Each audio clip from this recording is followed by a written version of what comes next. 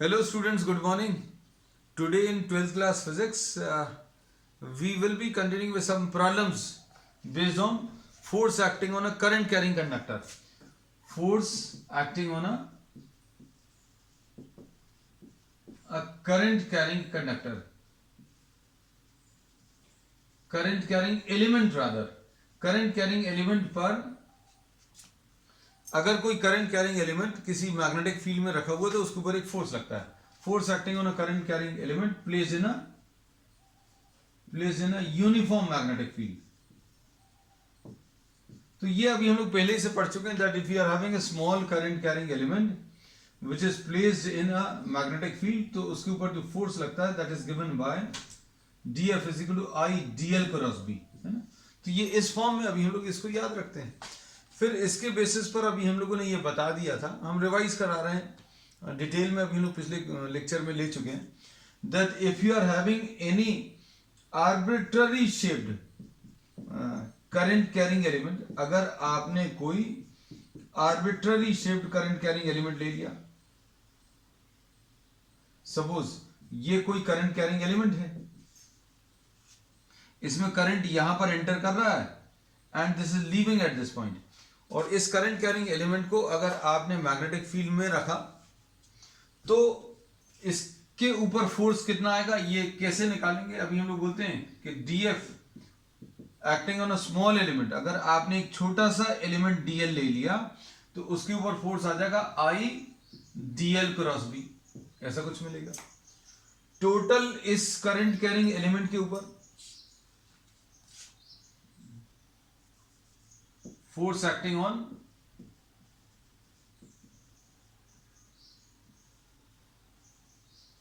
a current carrying conductor of arbitrary shape. arbitrary मतलब जो define नहीं है, अभी किसी भी शेप का हो सकता है. तो छोटा सा एक करंट कैरिंग एलिमेंट ले लो और टोटल फोर्स अगर आपको निकालना है तो फोर्स कैसे मिलेगा, ऐसे जितने भी छोटे छोटे एलिमेंट्स हैं सभी के ऊपर आप फोर्स निकालोगे और उन सभी को आप ऐड कर दोगे. और ऐड करने का तरीका क्या रहेगा बच्चों, ऐड करने का तरीका रहेगा यूजिंग इंटीग्रेशन. तो फोर्स अगर आपको निकालना तो ऐसे जितने भी, इसको भी हम लोग और सिंप्लीफाई कर दें, total force acting on the current carrying conductor place in a uniform magnetic field, अगर आपको निकालना है तो आप इसमें एक छोटा सा एलिमेंट लेंगे, उस छोटे से एलिमेंट के ऊपर कितना फोर्स काम करेगा वो निकालेंगे, और ऐसे जितने भी छोटे छोटे एलिमेंट्स हैं सभी के ऊपर आप फोर्स निकालेंगे और उन सबको ऐड कर देंगे. एडिशन का काम अभी हम लोग इंटीग्रेशन की मदद से करेंगे. अब पूरे में करंट तो सेम है, ये सेम है और ये भी कांस्टेंट है ना. तो मतलब क्या चीज इंटीग्रेशन में चेंज हो रही है, वो सब dl चेंज हो रहा है. तो अब हम लोग क्या करेंगे बच्चों, वेक्टर्स, और चूंकि dl एक वेक्टर है, dl कैसा वेक्टर है, this is a small current element vector, और इसका direction is given by the direction of the current. अगर आपको ये छोटा सा एलिमेंट लेना है dl तो इसमें dl का डायरेक्शन क्या रहेगा, dl का डायरेक्शन रहेगा डायरेक्शन ऑफ करंट. तो dl का वही डायरेक्शन रहेगा जो डायरेक्शन ऑफ करंट. अब इंटीग्रेशन ऑफ dl अगर आप निकालोगे पूरे के लिए, ध्यान से सुनना, आपको अगर ऐसा कुछ शेप दिया हुआ है ना, तो अभी आपने ये dl लिया, फिर अगला ये dl ले लिया, ये dl ले लिया, ऐसे जितने भी dl वेक्टर्स हैं उन सभी को आप ऐड करो. भाई ऐसे जितने भी dl हैं उन सभी को अगर आप ऐड करोगे तो ऐड करने के लिए पॉलीगॉन लॉ का यूज करते हैं. और पॉलीगॉन लॉ क्या कहता है कि अगर बहुत सारे vectors head to tail arrange हैं, हेड टू टेल अरेंज है मतलब पहले का हेड और दूसरे का टेल जॉइंट है, और ऐसे बहुत सारे वेक्टर्स अगर ज्वाइन किए हुए हैं तो इन सभी का जो एडिशन है, पॉलीगॉन लॉ से अभी हम लोगों ने पढ़ा है, ये सारे वेक्टर्स का अगर आपको एडिशन करना है और ये सारे ऐसे कुछ ऐड किए हुए हैं, तो हेड टू टेल अगर सारे वेक्टर्स अगर ऐड किए हुए हैं तो इन सभी का एडिशन कैसे मिलता है, पहले वाले की टेल को आप ज्वाइन कर दो, पहले वाले की टेल को आखिरी वाले के हेड से ज्वाइन कर दो. मतलब जो पहला पॉइंट और आखिरी पॉइंट, सिंपल भाषा में पहला पॉइंट और आखिरी पॉइंट ज्वाइन कर दो तो ये स्ट्रेट लाइन से बच्चों, हमारी ये स्ट्रेट लाइन नहीं आई थी, ये आपको एल वेक्टर आ जाएगा इन सबका रिजल्टेंट। तो ये सारे छोटे छोटे वेक्टर्स का एडिशन ये वाला वेक्टर मिल जाएगा। और इसको अगर अभी हम लोग नाम दे दें एडी, तो हम लोग क्या बोलेंगे कि इसका आंसर आ जाएगा आई एडी क्रॉस बी। अब इसमें एडी वेक्टर क्या है? The shortest distance vector joining the initial to the final point. आपने सबसे पहला वाला पॉइंट जहां से करंट एंटर कर रहा है और जहां पर ये करंट लीव कर रहा है, उन दोनों को ज्वाइन करने पर जो वेक्टर आया उसको एडी बोल दिया, या फिर इसको अभी हम लोग एल वेक्टर बोल सकते हैं। तो अब इसके बेसिस पर अभी हम लोग आपको कुछ प्रॉब्लम्स लेने वाले हैं।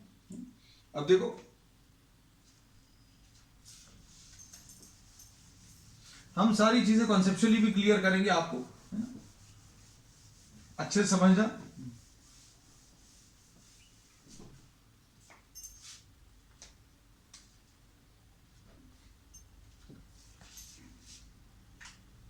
Suppose this is a uniform magnetic field.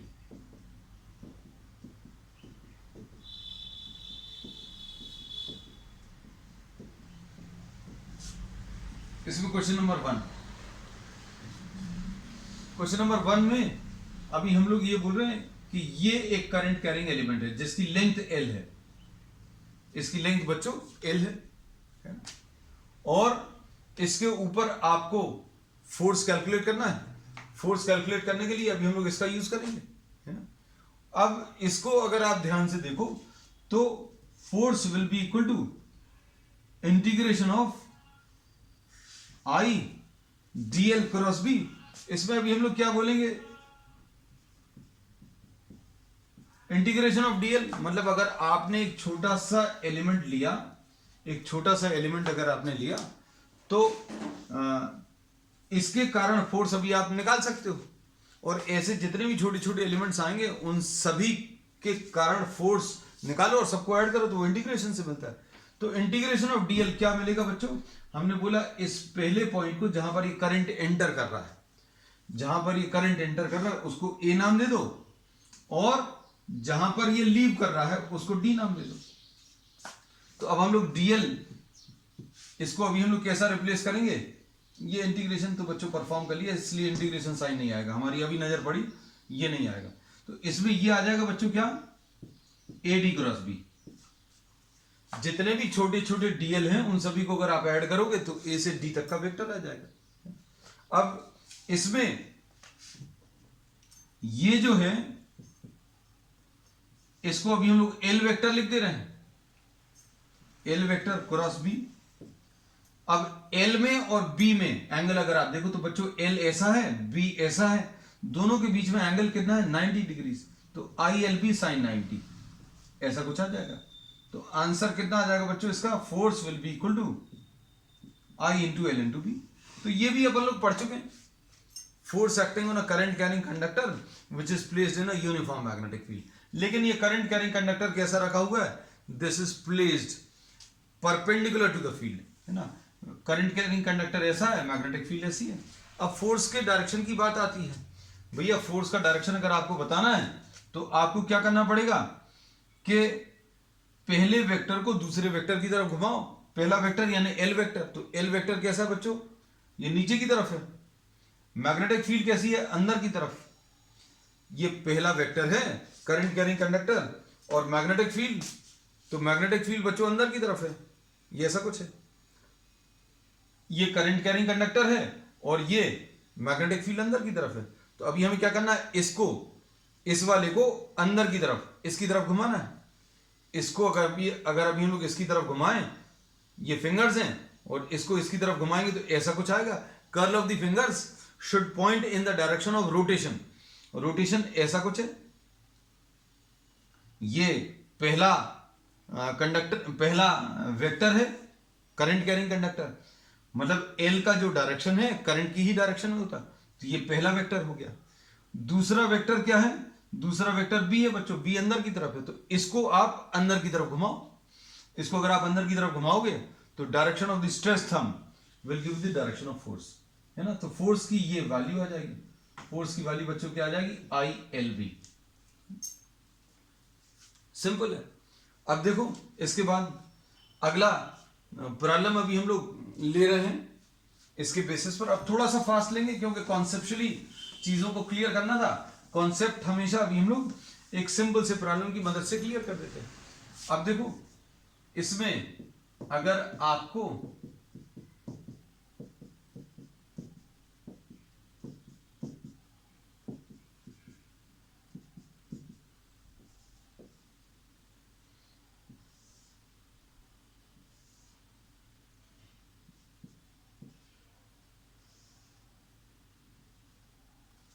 अब ये ऐसा कुछ प्रॉब्लम दिया हुआ है। अब हम लोग इसको क्या कर सकते हैं, इसको दो तरीके से सॉल्व करेंगे। एक तो इसको अभी आप 3 कंडक्टर्स मान लो। 3 कंडक्टर्स मतलब एक ये कंडक्टर है, दूसरा कंडक्टर ये है और तीसरा ये है। तीनों के ऊपर फोर्स निकाल लो। तीनों की लेंथ सेम है, इसकी लेंथ L है, इसकी भी लेंथ L है और इसकी भी लेंथ बच्चों L है। तो फोर्स की वैल्यू कितनी आ जाएगी, ये तो अभी अपन लोगों ने निकाल लिया कि फोर्स की वैल्यू ऑन ईच कंडक्टर। भाई इसके ऊपर अगर आपको फोर्स निकालना तो कैसे मिलेगा, F is equal to, suppose इसको नाम दे दें अभी हम लोग A B C और D। Force acting on AB कैसे मिलेगा बच्चों, I into L into B into sine 90। I into L into B into sine 90। Sine 90 क्यों, क्योंकि ये करंट कैरिंग एलिमेंट और मैग्नेटिक फील्ड, ये करंट कैरिंग एलिमेंट नीचे की तरफ करंट ले जा रहा है, मैग्नेटिक फील्ड अंदर की तरफ है। तो I into L into B into sine 90। तो फोर्स बिल्कुल वही आएगा, आना भी चाहिए क्योंकि ये AB यहां के AD के जैसा है, ये AB और ये AD सेम ही है। डायरेक्शन कैसा आएगा, fingers in the direction of first vector. Fingers किसकी डायरेक्शन में होंगी, लेंथ की डायरेक्शन में। और लेंथ मत देखना, करंट देख लेना, है ना, क्योंकि लेंथ का ये जो करंट एलिमेंट है उसका डायरेक्शन वही होता है जो करंट का होता है। तो भैया फिंगर्स ऐसी हो गई, मैग्नेटिक फील्ड अंदर की तरफ है, ये फिंगर्स करंट के डायरेक्शन में। अब इसको कर्ल करो कहां की तरफ, मैग्नेटिक फील्ड की तरफ। तो मैग्नेटिक फील्ड की तरफ कर्ल करेंगे तो ये डायरेक्शन ऑफ थंब ऐसा कुछ आ जाएगा। तो बच्चों ये क्या आ गया, ये आ गया फोर्स एक्टिंग ऑन AB।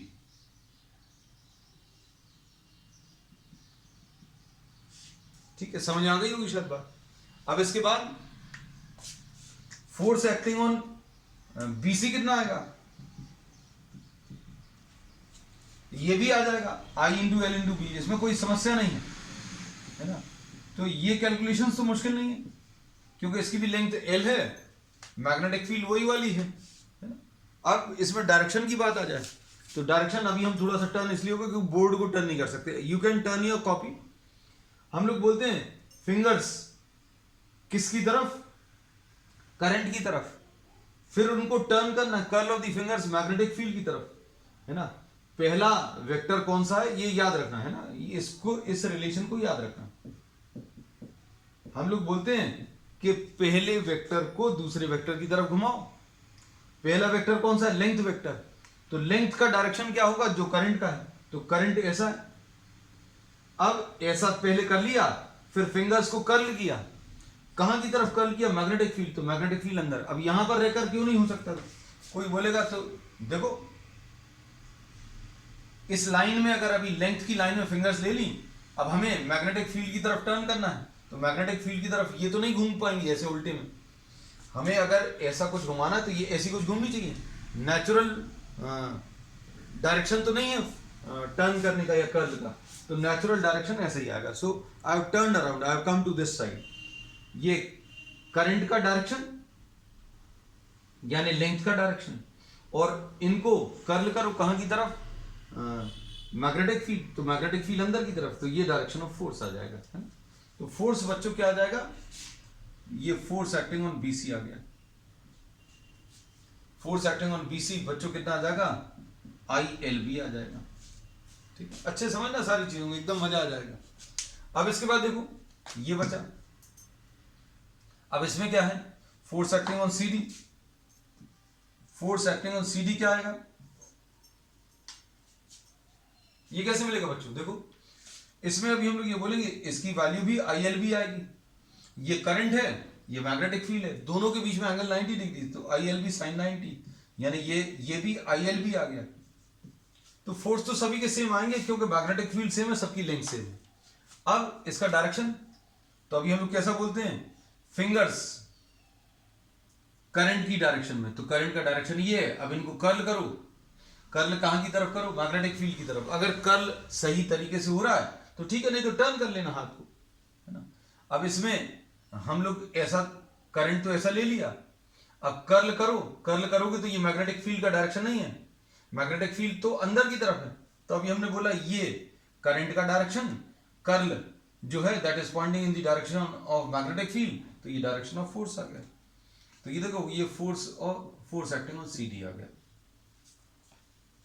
अब नेट फोर्स क्या होगा बच्चों? देखो ध्यान से, ये वाला फोर्स और ये वाला फोर्स तो कैंसिल हो जाएगा क्योंकि ये राइट की तरफ है, ये लेफ्ट की तरफ है, तो बचेगा क्या? बचेगा क्या बच्चों? नीचे की तरफ सिर्फ एक करंट बचेगा। तो अब हम लोग क्या बोल सकते हैं? Net force. आपको नेट फोर्स बताना था, तो नेट फोर्स कितना आ जाएगा?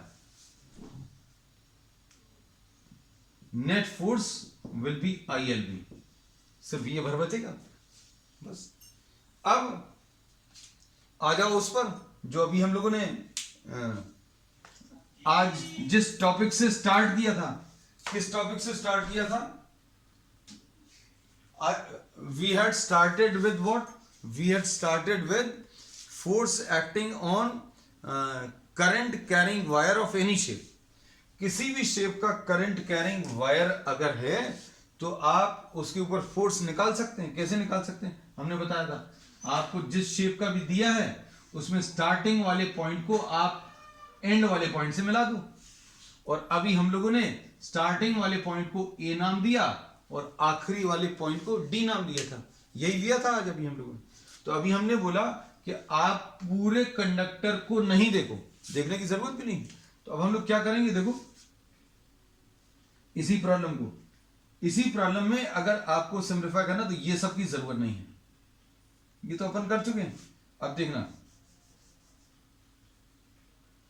अब आपको इसके ऊपर फोर्स निकालना है, तो फोर्स निकालने का ये तरीका, भैया ये एक आर्बिट्ररी शेप का करंट कैरिंग वायर है, तो इसको क्या करना पड़ेगा अपन को? हम लोगों ने बोला था फोर्स निकालने का सीधा सीधा तरीका क्या था? I AD cross B। ए क्या था? स्टार्टिंग वाला पॉइंट, और D आखिरी वाला पॉइंट करंट कैरिंग एलिमेंट का। अब ये स्टार्टिंग वाला पॉइंट ये है, ये स्टार्टिंग वाला पॉइंट है और ये एंडिंग वाला पॉइंट है। तो बच्चों सिर्फ इसको देख लो, सिर्फ इसको, बाकी सबको भूल जाओ। मतलब अब आप इस सबको भूल जाओगे, इस सबको भूल जाओ, आप सिर्फ स्टार्टिंग वाला पॉइंट और एंडिंग वाला पॉइंट इसको देखो, इसके ऊपर फोर्स निकाल लो, वही आंसर आ जाएगा। अब देखो इसमें क्या आएगा आंसर? आपको सिर्फ ये दिया हुआ है, इमेजिन कर पा रहे हो अच्छे से? आपको सिर्फ ये A और ये D ये दिया है। अब इसके कारण फोर्स कितना आ जाएगा? ये लेंथ तो बच्चों कितनी रहेगी? अब चूंकि ये लेंथ L है, अब ये लेंथ भी L है, तो फोर्स कितना आ जाएगा? Force will be equal to I AD यानी L इंटू B। अब AD और B के बीच में एंगल भी 90 है, तो साइन 90 आ जाएगा, तो ये IL भी आ गया। सीधे सीधे आंसर मिल गया, है ना? समझ आ रहा है? चलो अब नेक्स्ट देखो, हम बहुत सारे प्रॉब्लम डिस्कस करेंगे so that the concepts are clear to you.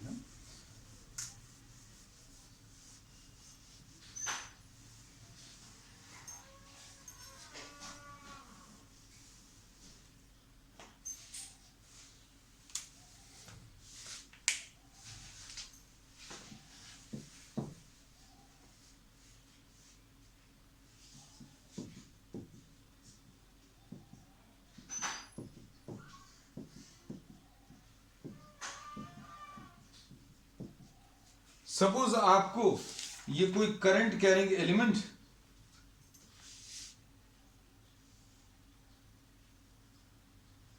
ऐसा दिया हुआ,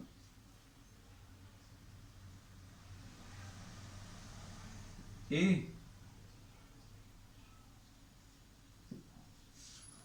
हम नाम हमेशा कैसा लेंगे, ये देखो स्टार्टिंग वाला पॉइंट ए है और एंडिंग वाला पॉइंट डी है। स्टार्टिंग वाला पॉइंट ए है और एंड वाला पॉइंट डी है ना। तो अब ये जो ट्रिक अभी हमने आपको बताई है सॉल्व करने की, उसमें क्या करेंगे, ये एल है बच्चों, ये तो प्रॉब्लम में दिया रहेगा, ये भी एल है ना। तो अब फोर्स, नेट फोर्स कैसे निकालेंगे, net force will be equal to, कैसे मिलेगा बच्चों, this will be equal to I L cross B, और एल नहीं लिखते अभी हम लोग एडी लिखते हैं, है ना। हमने बार बार यही लिखा, ए स्टार्टिंग वाला पॉइंट है और डी एंडिंग वाला पॉइंट। तो कहां से करंट एंटर कर रहा है, ए से एंटर कर रहा है, निकल कहां से रहा है, डी से, है ना। तो अब एडी की वैल्यू कितनी आएगी, ये अभी आपको निकालना पड़ेगा, है ना। तो अब हमने क्या किया,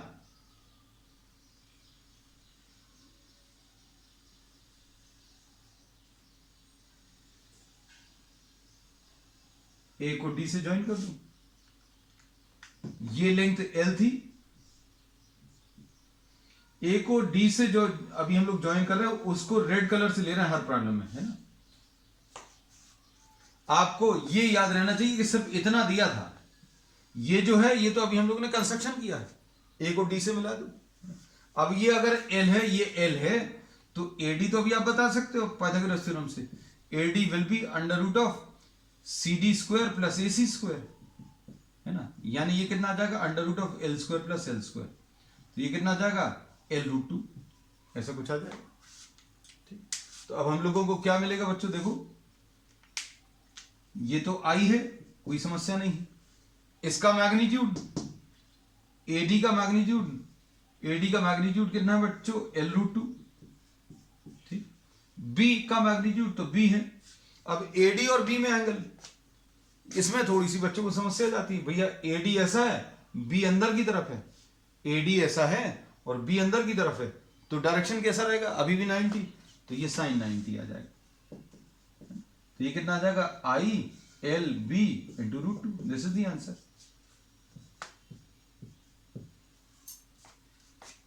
अब कोई बोलेगा कि इसको वैसा क्यों नहीं किया, कैसा, इसके ऊपर फोर्स निकालो फिर इसके ऊपर फोर्स निकालो, तो कर सकते हो आप वैसा भी।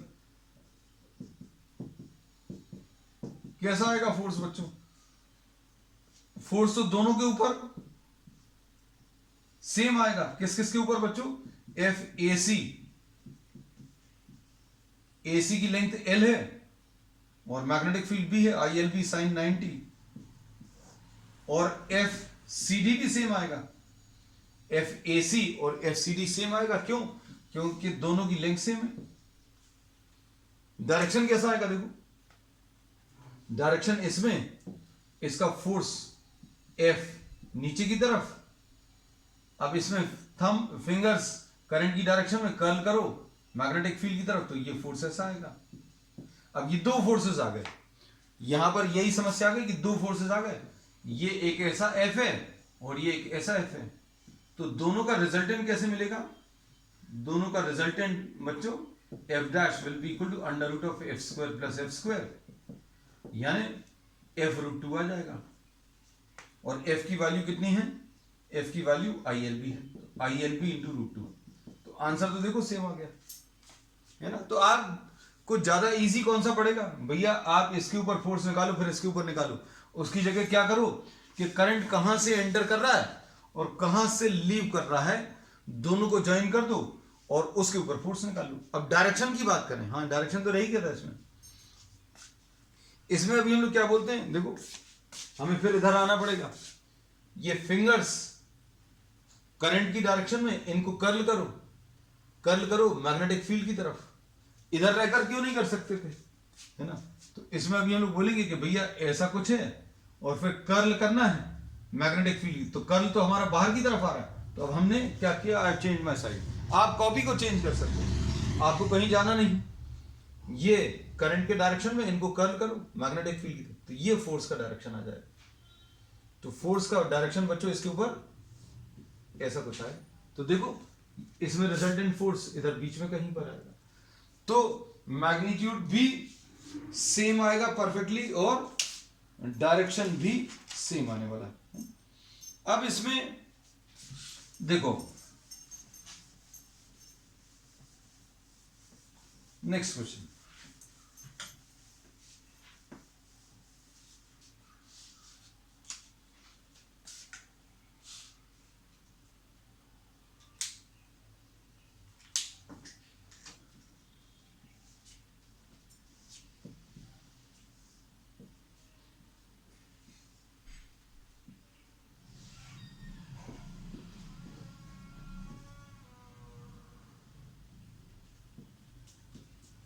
देखो करंट जहां से शुरू हुआ है, जहां से शुरू हुआ वहीं खत्म हो गया, जहां से शुरू हुआ वहीं पर खत्म हो गया, मतलब एडी वेक्टर है क्या? ए कौन सा पॉइंट होता था जहां पर करंट एंटर कर रहा है, और डी कौन सा पॉइंट होता था जहां पर करंट लीव कर रहा है। So current is entering at A at ending at D. अब यहां पर क्या हो रहा है, करंट एंटर कर रहा है ए पर और डी से बाहर निकल रहा है, और ए और डी एक ही जगह पर है, मतलब ये क्लोज लूप है। अभी तक जितने भी प्रॉब्लम्स थे बच्चों, एक ऐसा था एक ऐसा था, अब ये क्लोज हो गया। मतलब आप जितने भी डीएल, इसमें ये वाला डीएल, ये वाला डीएल, ये डीएल, सारे डीएल को ऐड करोगे, सारे डीएल को ऐड करोगे तो ये आंसर में आ जाएगा। मतलब आप इधर चलो इधर चलो इधर चलो इधर चलो, रिजल्ट क्या आ गया कि आप यहां से यहां पहुंच गए। तो ये आंसर एडी में आता था, एडी से कैलकुलेट कर सकते थे। अब ऐसे ही इसमें कि भैया सारे डीएल को अगर आप ऐड करोगे तो आपको रिजल्ट क्या मिलेगा, आप यहां से शुरू होकर यहां पर पहुंच गए। अब आप यहीं से चले और यहीं पर पहुंच गए, मतलब क्या होगा, इसका मतलब यह है कि एडी वेक्टर जो है वो जीरो हो जाएगा। एडी वेक्टर जीरो क्यों हो जाएगा, क्योंकि यहीं पर करंट शुरू हुआ और यहीं पर खत्म हो गया। तो अब हम लोग इसको ऐसा बोलते हैं कि आपने ये डीएल चला, फिर ये डीएल चला, सारे डीएल को ऐड करो तो आप कहां से कहां पहुंच जाओगे। मान लो आप सी तक गए, यहां तक, तो सारे डीएल को ऐड करने पर ये आएगा रिजल्ट, ए से स्टार्ट हुआ सी पर खत्म। और अगर आप ये सारे डीएल अगर ऐड करोगे तो क्या होगा, आप ये चले ये चले ये चले, ये सारे इतना चलने पर यहां पर आ गए, तो रिजल्ट क्या हुआ, आप ए से चलकर सी पर पहुंच गए, तो रिजल्ट ए सी डैश आ जाएगा, सॉरी सी डैश पर पहुंच गए। और अगर आप ये सारे डीएल ऐड करोगे तो क्या होगा, यहीं से चले तो यहीं आ गए। तो कहने का मतलब ये है एडी वेक्टर जो है बच्चों क्या आ जाएगा, जीरो आ जाएगा। तो नेट फोर्स कितना आ जाएगा, नेट फोर्स भी इसमें जीरो आएगा। अब मान लो किसी को ये बात अच्छी नहीं लगी कि भैया जीरो कैसे आएगा, हमें तो कैलकुलेट करना है, तो भाई कैलकुलेट भी कर लो। कैलकुलेट करने का ऑप्शन तो अपने पास हमेशा खुला हुआ है। कैसा, अब देखो ध्यान से, कैलकुलेशंस भी करवा देते हैं, क्योंकि ये चीज वेरीफाई भी होनी चाहिए, कॉन्सेप्चुअली आपको क्लियर भी रहना चाहिए, है ना। अब देखो इसमें अगर आपने इसमें ये वाला करंट कैरिंग एलिमेंट ले लिया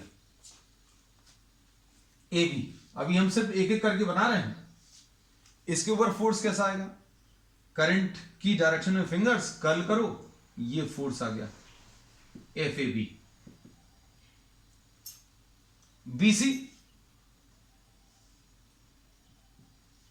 इसमें बताओ इसमें क्या होगा, फोर्स का डायरेक्शन हमें यहां आना पड़ेगा, इसमें आपकी फिंगर्स इधर की तरफ और कर्ल करो मैग्नेटिक फील्ड की तरफ, तो फोर्स जो है, हाँ ऐसा लिख सकते हैं, सॉरी हम गलत जगह चले गए, इसमें फिंगर्स करंट की डायरेक्शन में और इनको कर्ल कर लो मैग्नेटिक फील्ड की तरफ, तो मैग्नेटिक फील्ड अंदर की तरफ है, तो ये फोर्स आ गया बच्चों बीसी का, एफ बी सी।